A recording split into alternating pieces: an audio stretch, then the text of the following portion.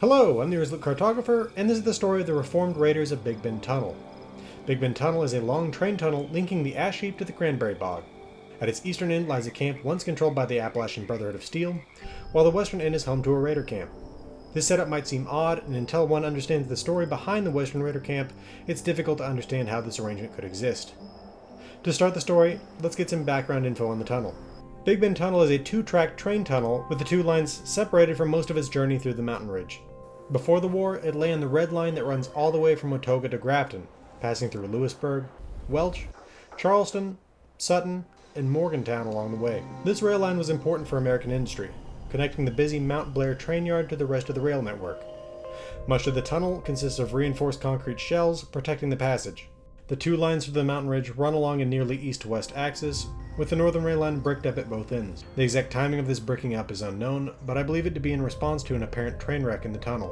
Whether they were planning on fixing this line and reopening it or not is unknown. There's a maintenance hub near the center of the rail line, with a south-facing offshoot that makes it appear as though a mine were in operation off this line. But I think that's enough on the tunnel before the war. The story of the Reformed Raiders that would make the tunnel their home begins on a cool weekend in late October 2077. The ski resorts of Appalachia were open for some early season skiing, and well-to-do Americans and Europeans had turned out to hit the slopes. All that fun and leisure ended the morning of Saturday, October 23, 2077, with the arrival of the apocalypse.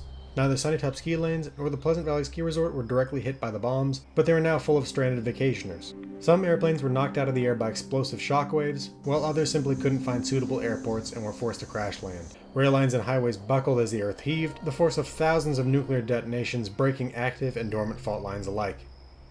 Major highways that survived the tectonic shock were now overwhelmed with millions of terrified civilians fleeing the major population centers as the early warning went out. None of the supporting logistical network that had once brought the ski resorts their food and medical supplies remained. The terrified resort-goers sent representatives down to the state capitol in Charleston seeking aid. The city they found was in absolute chaos. The corrupt Governor Evans was missing without a trace. In the power vacuum he left behind, House Speaker Abigail Poole had stepped up to chair the Charleston Emergency Government. This body did all that it could to attempt to calm the people of the city, organize a response, and deal with the flood of sick and injured coming in from all over the region. Within days of the bombs, prototypical raiders had begun to strike clinics and pharmacies for medical supplies, sending wounded refugees over the mountains to Charleston looking for help. No one could even tell if the federal government still existed, much less if it could provide aid. AVR Medical was overflowing with patients, including some of the first ghouls. The local first responders were attempting to come together to provide an organized response, but it was clear that the city didn't have enough supplies for everyone. When the resort guest representative Harlan McClintock attempted to secure supplies for the people stuck in the mountains, he was turned away with nothing. All of this occurred as the air began to cool rapidly, the ash-choked skies blocking the heat of the sun, drawing in the oncoming nuclear winter. The survivors of the war in both the valley and on the mountain settled in for the worst winter they would ever experience. A winter far harder for the people stuck in the mountains without sufficient supplies. As the snow began to melt in spring, refugees began to move across the landscape again. In Charleston, a new force was rising. The police, firefighters, and paramedics that had sought to stabilize the situation in the capital had joined together to form the Responders. Freed from the winter snow, the Responders sought to mend the relations with the survivors at the resorts. Their representatives were met at the Pleasant Valley Ski Resort by David Thorpe. Mr. Thorpe had been on vacation with his mistress, Rosalind Jeffries, when the world ended. When these two representatives arrived, Mr. Thorpe killed them in cold blood, thus igniting an 18-year-long war between the Responders and the Raiders of the Savage Divide. This killing infuriated Harlan McClintock and many of the other resort guests, and thus factions were formed within these fledgling raiders. Mr. McClintock's wife Margie formed the Diehards, a raider group headquartered in the Sunnytop ski lanes. A group intent on causing as little violence as necessary, the Diehards attempted to rob passing caravans with the hope that the threat of violence would preclude the need for actual violence. Unfortunately, as conditions became more desperate over time, and the people more hardened, the threat of violence was eventually not enough. Morris and Edie Stevens formed the Gourmands, a group of cannibalistic raiders that set themselves up in the Bowling Greens Country Club outside Morgantown. Freddie Lang headed the Blackwater Bandits, so named for their headquarters, the Blackwater Mine, near the White Spring Resort. The Blackwater Bandits were the best thieves of the five factions, a fact exemplified by their theft of several mini-nukes from the Appalachian Brotherhood of Steel. The Trappers, a group of survivalist raiders, camped out in the woods of the Savage Divide, laying an annoying number of traps in their vicinity. The last and most powerful faction of raiders was the Cutthroats. Headquartered at the Pleasant Valley Ski Resort and the top of the world, David Thorpe ruled the Cutthroats with an iron fist. The Cutthroats built checkpoints on the major roads through the Savage Divide and served as a constant thorn in the side of the Responders.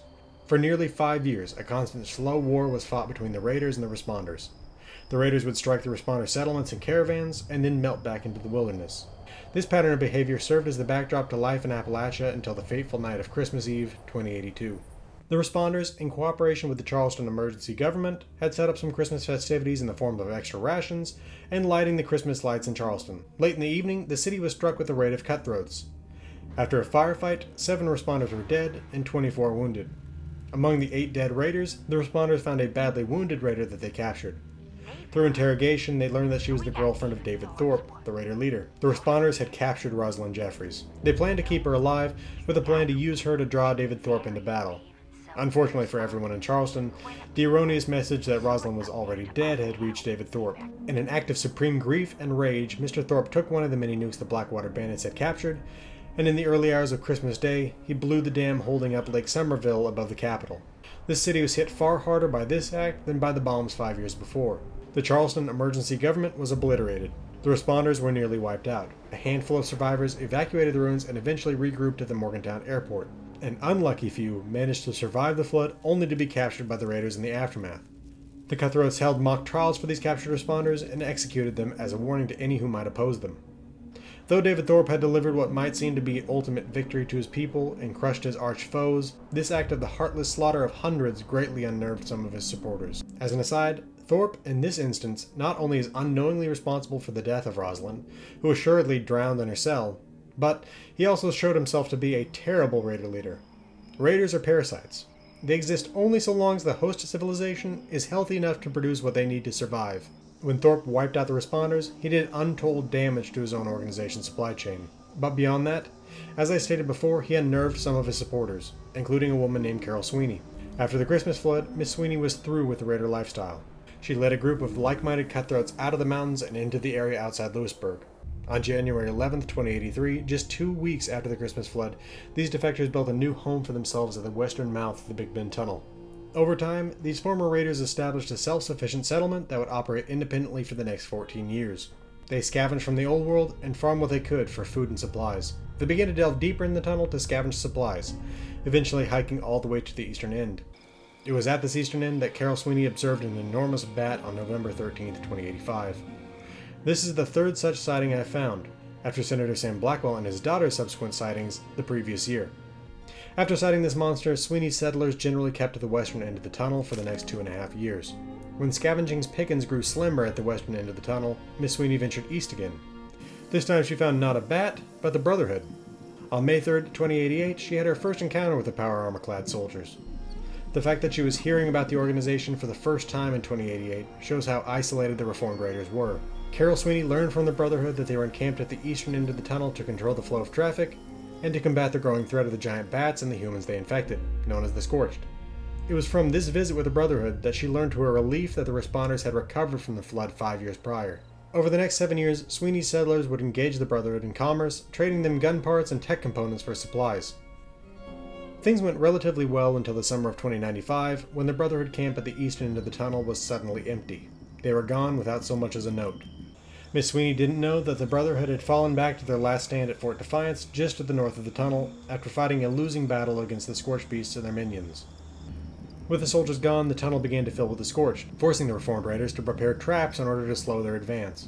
Strangely, Carol Sweeny makes no mention of an event that took place in late 2096, when the responders attempted to collapse the tunnel to stem the tide of the Scorched. The responders failed in this effort, and shortly afterward were wiped off the map by the tide of the Scorched. In the spring of the following year, the Reformed Raiders received disheartening news from a pair of cutthroat refugees. The Raiders of the Savage Divide had fallen. The Scorched were on their way. Carol Sweeny and the others retreated into the tunnel, knowing that the end was upon them. In her final moments, she mourned her actions as a raider, believing that this was some form of karmic retribution that she was experiencing, a final punishment for her years as a cutthroat. Sadly, she and her people fell in the tunnel as so many had fallen before them. I'm conflicted as to how to feel about Carol Sweeny. She spent 5 of her 19.5 years after the bombs as a raider, in a faction known more so than any other for death and destruction. It's easy to see the initial lure of the sales pitch of raid or starve. It seems that it took the shock of the dam's destruction to awake her to the evil of her lifestyle. She ended up dedicating her remaining 14.5 years to living a more pacifistic, productive life. Despite this turn away from murder, she never seems to have attempted any sort of restitution to the responders or to any other settlers that she hurt. Though she was not part of the destruction of the dam directly, at least as far as we can tell, she still provided support to the man who did, and it's hard to see a scenario in which she didn't raid any responder settlements or caravans, causing death and destruction. When I considered how she could make restitution, I came to the following realizations. First, she and her group had isolated themselves from the rest of post-war society for years following the dam's destruction. It was 5 years before she even knew that the responders had survived the flooding in Charleston. It's hard to fault her for failing to make restitution to a group that she believed to be dead and gone. Secondly, she clearly carries an enormous amount of shame for the life she lived as a cutthroat. I could be reading more into this than really is here, but I can see how the epiphany she and her fellows arrived at in the aftermath of the flood, the sudden bit of introspection almost as violent as the actions they had committed, could have led her to feel like scum, unworthy of even attempting restitution to those that they had harmed. And third, I have to imagine that making restitution to the responders would not have been an easy thing to even attempt. The actions of David Thorpe on Christmas Day 2082 are among the most horrific in post-war Appalachia. He is only superseded in terms of evil leaders of Appalachia by President Thomas Eckhart. I have to believe that approaching the responders and even mentioning that you were part of the organization that nearly wiped them out of existence, killing their friends and families, that they may not have been terribly well disposed to accept your help. I assume that Carol Sweeny probably came to a similar understanding.